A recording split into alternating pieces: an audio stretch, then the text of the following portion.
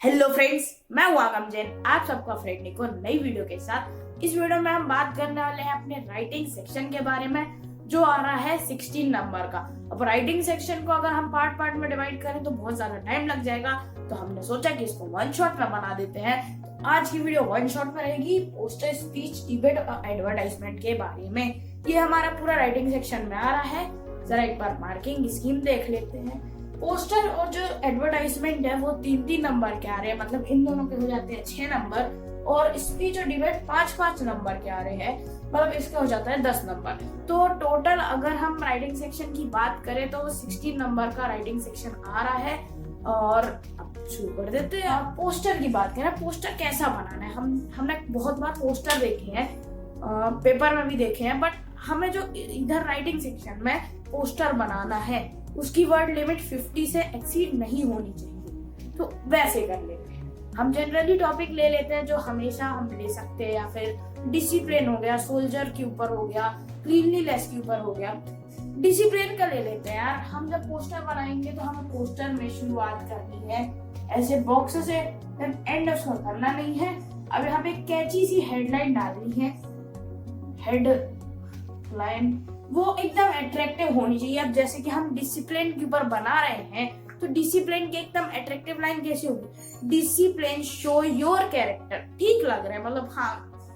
अब उसके बाद हमने डिसिप्लिन की लाइन तो बना दी, बट हम वहां पे साइड में या बीच में कोई अच्छा सा एक स्केच बना सकते, रफली स्केच, जैसे कि हम बना सकते हैं। अब डिसिप्लिन की बात कर रहे हैं, हम एकदम मासूम सा चेहरा ही बना देते हैं यार, अच्छा भी लगेगा, हंसता खेलता चेहरा। अब क्या बात करना है डिसिप्लिन से होता क्या? पोस्टर बनाना है, हमें हमारी क्रिएटिवनेस का प्रयोग करना है यहाँ पे। तो डिसिप्लिन से क्या क्या होगा, हमें उसमें दिया तो है नहीं कि क्या क्या लिखना है। पर्सनैलिटी अच्छी रहेगी, लोगों का व्यवहार अच्छा रहेगा, हमारा खुद का कैरेक्टर अच्छा रहेगा, और क्या रहेगा? हाँ, एनलाइटमेंट अच्छा लगेगा, हमारा एनलाइटमेंट आएगा। और ऐसा लिख सकते हैं डिसिप्लिन के पॉइंट। देन अब हमें अगर कोई एकदम स्लोगन बना, हम खुद से स्लोगन बना सकते हैं। स्लोगन हम खुद से बना लेते हैं यार। बादल के शेप में स्क्वायर में कर सकते हैं, ट्रायंगल में। अच्छा सा slogan, be a man, not characterless. यहाँ पे कैरेक्टरलेस लिख देते हैं। देन एक और पोस्टर में टॉपिक आता है, बहुत सारे सीबीएसई में भी आया है, डाउरी के ऊपर। अब जरा डाउरी का देख लेते हैं सिंपल ही भाषा, ठीक है। अब हमने यहाँ पे डिसिप्लिन के बारे में देखा था, पोस्टर के बारे में देख लेते हैं। डाउरी में क्या आएगा? हेडलाइन में हम लिख सकते हैं से नो टू डाउरी, मतलब हम दहेज प्रथा को बंद करें, या फिर दे या फिर ले, उसको नो करना है। से नो टू डाउरी एक लाइन अट्रैक्टिव लगेगी, अच्छी भी लगेगी। देन उसके बाद अगर हम स्केच की बात करें तो ऐसी कुछ पगड़ी बना देनी है जी, और फिर इसके ऊपर से कुछ पैसे दिखा देने हैं। वैसे तो मोदी जी ने 2000 के नोट अभी चलाए हैं, बट हम यहाँ पे 5000 लिख सकते हैं, क्योंकि डाउरी का मामला है। 5,000 के नोट और ये पगड़ी बन गई जी। फिर जैसे कि हमने यहाँ पे डिसिप्लिन में लिखा था कि be a man not a characterless, इधर पे फिर से वैसे लिख देते हैं, be a man not a beggar. भिखारी नहीं है, हम मैन है, हम भिखारी नहीं है, ठीक है। अब यहाँ पे हम लिख सकते हैं कुछ जैसा गवर्नमेंट ने लाइन दी है। वैसे तो हमें पता है कि अगर हम डाउरी लेते पकड़े गए तो हमें 5 साल का इम्प्रिजमेंट हो जाएगा। 5 ईयर इम्प्रिजमेंट लिख दो, और भी कुछ लिख सकते हैं। ऐसे लिखने में पोस्टर अच्छा बनेगा, दिख भी जाएगा। तो पोस्टर लगभग हमने यहाँ पे खत्म कर दिया, मतलब 3 नंबर हमारे फिक्स, खत्म बात। अब बात करते हैं स्पीच की। तो स्पीच में कैसे बात करेंगे हम? देवियों और सज्जनों, कैसे हैं आपके हालचाल? हमें ऐसे बिल्कुल नहीं करना है। अब बात करते हैं, हमें ये तो इंग्लिश का पेपर है और हम क्लासरूम में या फिर अपने स्कूल में खड़े के स्पीच दे रहे हैं। अब जब हम स्कूल में राइटिंग करेंगे, जब हमारा एग्जाम होगा तो गुड मॉर्निंग आएगा, तो शुरुआत में लिख देंगे गुड मॉर्निंग। देन उसके बाद respected principal sir, teachers and my dear fellow friends. Fellow की जगह आप और कुछ भी लगा सकते हैं, आपकी श्रद्धा। देन उसके बाद आई वुड लाइक टू से भी लिख सकते हैं, या फिर और भी कुछ लिख सकते हैं।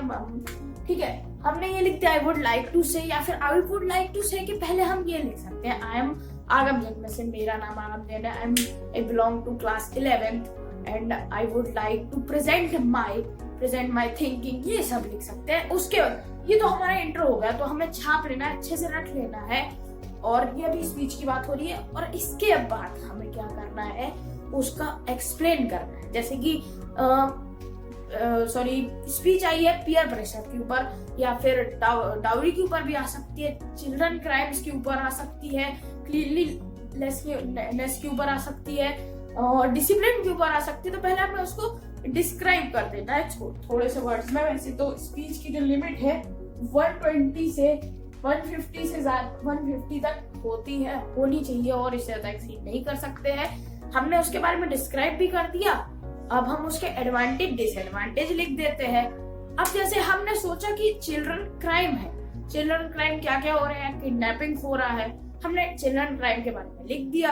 अब उसके एडवांटेज और डिसएडवांटेज, या चिल्ड्रन के किडनैपिंग के भी एडवांटेज होते हैं, जिसके एडवांटेज या डिसएडवांटेज नहीं होते तो हम उसके एडवांटेज या डिसएडवांटेज नहीं लिखेंगे बस। और उसके बाद हमें उसका क्या लिखना है, कंक्लूजन।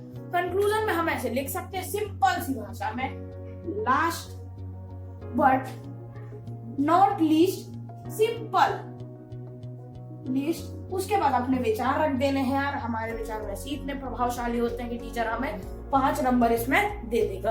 अब विचार में हमें कैसे लिख देना है कंक्लूजन में, या तो हम उस प्रॉब्लम को सॉल्यूशन दे रहे हैं, या फिर अपना एक ऐसा विचार दे रहे हैं जिसमें गवर्नमेंट सोच में पड़ जाए। हम यार स्पीच को खत्म कर दिया, बट अब थोड़ा सा अलग टॉपिक आ रहा है डिबेट का, थोड़ा सा हम कर लेते हैं। हाँ, तो डिबेट में जब हम डिबेट देते हैं तो बहुत सारे पक्ष हमारे आमने सामने खड़े रहते हैं, और डिबेट में हम जब गुड मॉर्निंग बोलेंगे तो हमें रिस्पेक्टेड प्रिंसिपल कह भी सकते, नहीं भी कह सकते, बट हाँ ऑनरेबल जज एंड जूरी मेंबर बोलना है। क्या, ऑनरेबल जज एंड जूरी मेंबर, इससे हमें उनका स्वागत करना है, मतलब अपनी स्पीच का स्वागत करना है और शुरुआत करनी है। उसके बाद हम अपना नाम भी कह सकते हैं, या फिर जो डिबेट होगी उसके बारे में बता सकते हैं। अब हम स्पीच के डिबेट बता देंगे, देन उसके बाद हमें ये बताना है हम उसके फेवर में बोल रहे हैं या अगेंस्ट में बोल रहे हैं, फॉर द मोशन या अगेंस्ट द मोशन, तो हमें ये बता देना है।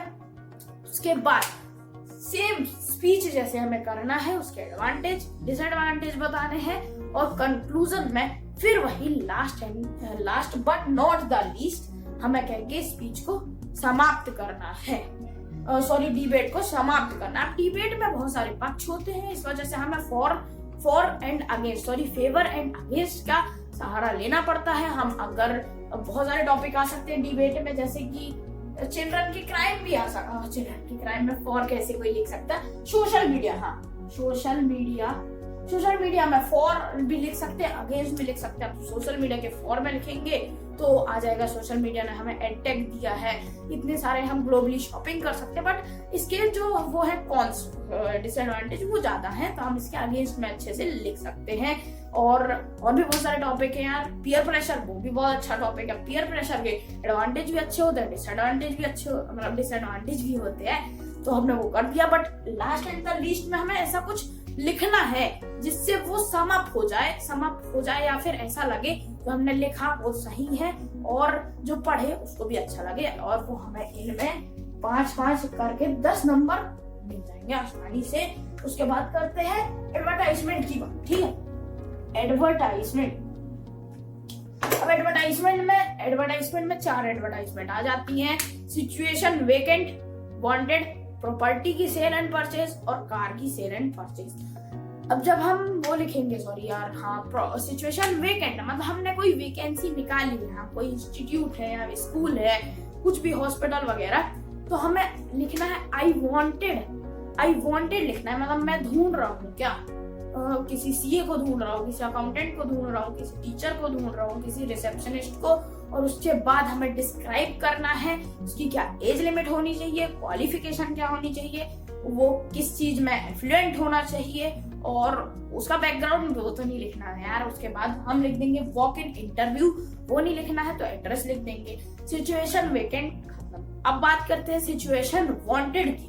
मतलब हम एक इंडिविजुअल है और हमें कुछ मतलब अपनी जॉब ढूंढनी, हम है तो प्रोफेशनल, हम टॉपर है किसी सब्जेक्ट के, प्रोफेशनल है या हमने वहाँ पे एक्सपीरियंस है हमारे पास 7-8 साल का, तो हम कोई जॉब ढूंढने के लिए एडवर्टाइजमेंट दे रहे हैं। अब एडवर्टाइजमेंट जनरली हमारे पेपर में 50 से 60 शब्द में आती है इतने छोटे बॉक्स में। तो हमें कैसे लिखना है, I seeking job as a accountant हो सकता है, चार्टेड अकाउंटेंट हो सकता है, रिसेप्शनिस्ट हो सकता है, हाँ यही हो सकता है। उसके बाद अब जो चार्टेड अकाउंटेंट वाला केस है उसमें पार्ट टाइम और फुल टाइम का आ जाता है। अब आपको यहाँ अपनी सैलरी भी डिस्क्राइब कर देनी है कि मैं कितने में नेगोशिएशन करूंगा और कितने में मैं स्टिल खड़ा रहूंगा। उसके बाद हमें अपना एड्रेस लिखना है, अपनी एज लिखनी है, क्या लिख सकते हैं, हाँ अपना वो लिख सकते हैं अपनी महानता, हमने कहाँ कहाँ महारत हासिल की है और छोटे से शब्दों में डिस्क्राइब कर देना है। उसके बाद हमें अपना एड्रेस और नंबर लिख के खत्म करना है। अब 2 और चीज बची, sale and purchase of a property and car. अब जो कार और प्रॉपर्टी है उसमें हमेशा सेल की सबसे ज्यादा एडवर्टाइजमेंट आती है। तो सेकेंड हैंड कार में अगर हमें सेल करनी है तो कैसे लिखेंगे, ओनर ड्राइवन कार, मतलब जो उसका ओनर है उसी की चलाई गई कार है, तो वो ज्यादा उतनी खराब नहीं है। उसका कलर क्या है, कौन सी गाड़ी है, उसका वर्जन कौन सा है, वो कौन से ईयर की है और उसमें आपने अभी क्या करा है, सर्विसिंग कराई है, अभी न्यू अलॉय लगवाए हैं, न्यू म्यूजिक सिस्टम लगवाया है, क्या करवाया है और उस गाड़ी ने अभी तक मतलब थोड़ा सा डिस्क्राइब कर देना है। उसके बाद आपको नीचे फोन नंबर, एड्रेस, ईमेल, कुछ में से 2 चीजें लिख देनी है। अब अगर हम बात करें प्रॉपर्टी की, प्रॉपर्टी में हमें कैसे लिखना है, सेल, हाँ शुरुआत में तो हेडिंग डालेंगे सेल एंड फिर लिखेंगे सेकंड ग्राउंड फ्लोर लिख सकते हैं, फर्स्ट फ्लोर लिख सकते हैं और क्या है, फ्लैट है या फिर प्लॉट है, क्या है, कुछ भी लिख सकते हैं। और वो लिखना है हमें वो रेसिडेंशियल एरिया में है, कमर्शियल एरिया, वो लिख के अगर हमारा प्लॉट है तो हम प्लॉट लिख देंगे और अगर हमारा फ्लैट है 3 BHK 2 BHK कुछ भी लिख सकते हैं। अब हमें उसके बारे में डिस्क्राइब करना है। अगर फ्लैट है तो एक बार फ्लैट का देखते हैं, फिर प्रॉपर्टी का। East facing balcony, waste facing balcony, kitchen modular है, सेमी फर्निश्ड होम है, फुली फर्निश्ड होम है, कार पार्किंग अवेलेबल है कि नहीं, power supply 24x7 days available है कि नहीं, ये सब लिख देना है। अब अगर हम प्रॉपर्टी की बात करें, प्रॉपर्टी की सेल पे कैसे लिखेंगे, प्लॉट 2 एकड़, 3 एकड़, 1 एकड़ या फिर हाफ एन एकड़ लिख देंगे। उसके बाद हमें क्या लिखना है, साइड, रोड साइड है, लेफ्ट साइड है, राइट साइड है या फिर रोड से अंदर है। प्लॉट जो है वो रेसिडेंशियल एरिया के पास है या कमर्शियल एरिया के पास है, उसकी आपको वहाँ कीमत बतानी है और नेगोशिएशन करोगे या नहीं करोगे वो भी लिख देना है। देन उसके बाद प्लॉट का जो एड्रेस है वो लिखना है, अपना फोन नंबर लिखना है। उसके बाद खत्म, आपको 3 नंबर मिल जाएंगे और मुझे सब्सक्राइब कर देना है, लाइक कर देना है। मैं 2 नंबर और एक्स्ट्रा दे देंगी, मतलब 16 से 18 हो जाएंगे। जल्दी से कर दो, मिलते हैं अगली वीडियो में।